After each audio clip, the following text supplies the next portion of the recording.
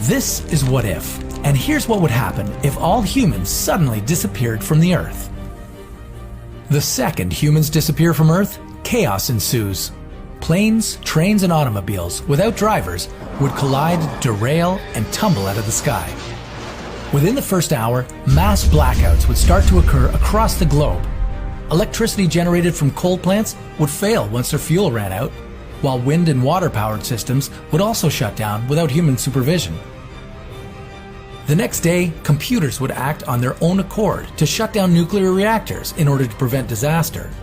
The world would be completely without power, but nuclear crises would at least be temporarily averted.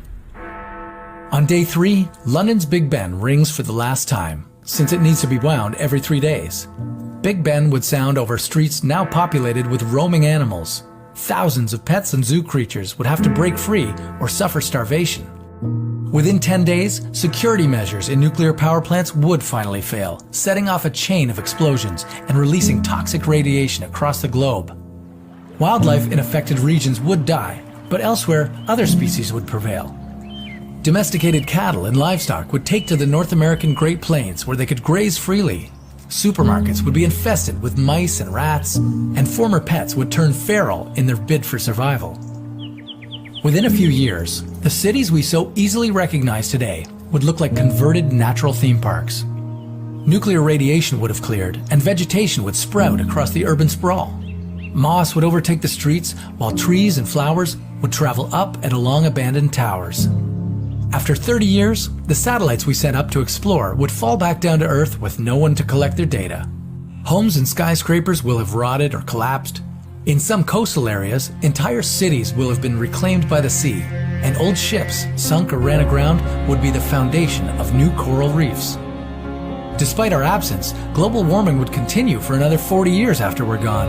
The Earth's temperature would rise about another 0.6 degrees. But the environment would nonetheless be improving drastically. By year 60, marine life would have nearly recovered from decades of overfishing and would be thriving. In 150 years, urban environments would be restored to their natural status before human time. London would revert to swampland, and in northern cities like Vancouver, skeletons of buildings would poke out from layer upon layer of snow and ice. Las Vegas might look like a giant sandcastle. In 230 years, vegetation that has thrived in humans' absence will have eliminated excess carbon dioxide in the atmosphere. Huge forests will have reclaimed the eastern half of North America, and the only evidence we ever existed would be leftover steel and plastics. Once glorious landmarks would slowly succumb to decay. 500 years after humans disappeared, the world's forests would be the healthiest that they've been in 10,000 years. The natural world would have succeeded in erasing most of the final traces of human existence. Of course, even after 25,000 years, some of our plastic objects might still be found, along with everything we've left on past trips to the moon.